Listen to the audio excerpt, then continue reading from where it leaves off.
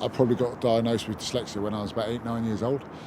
And then after that, I actually went to a school which specialised in sport and dyslexia, and for me that was a massive help.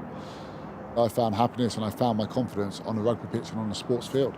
That's where I came alive, and that's where it almost kind of helped me make the man and give me that confidence to actually study a little bit more, because I had that happy place.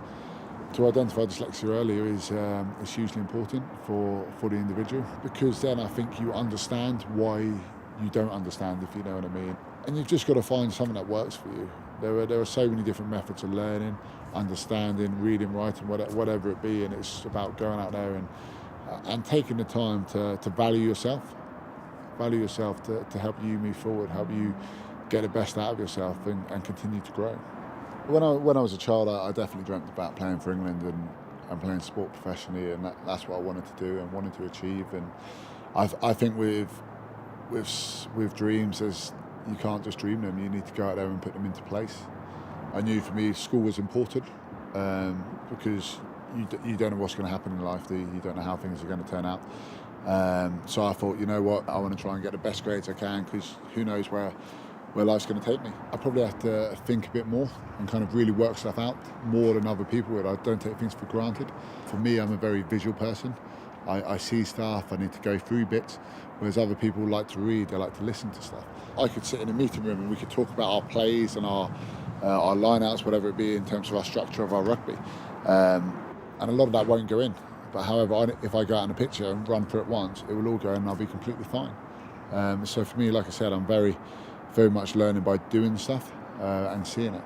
The night before I play, wherever I'm playing, whether a club or country, I'll sit down the night before and just take 15 minutes going through the plays.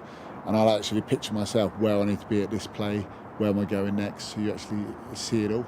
And for me, that's my best way of learning and fully understanding and taking it in. Because there's a lot of things that we do, but for me, knowing your role in your job is non-negotiable. And little things like being in the right place at the right time, because in a team sport, everything could depend on that. So we all have a role to play, and we've got to make it count every time.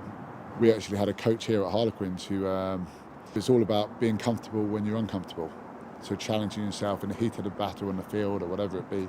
When time's against you, you need to do something special and make sure you're thinking clearly.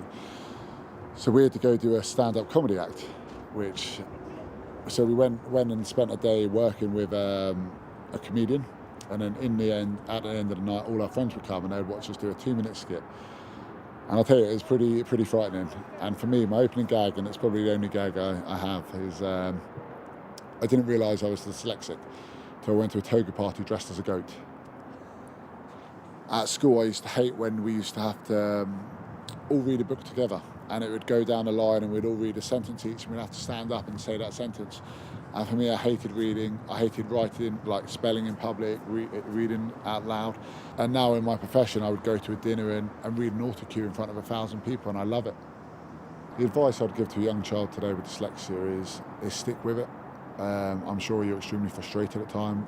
You probably don't understand why things aren't going in, and it's extremely difficult when you see all your friends out there understanding it. But for me, it's been extremely beneficial. I mean, dyslexia has helped make me the man I am today.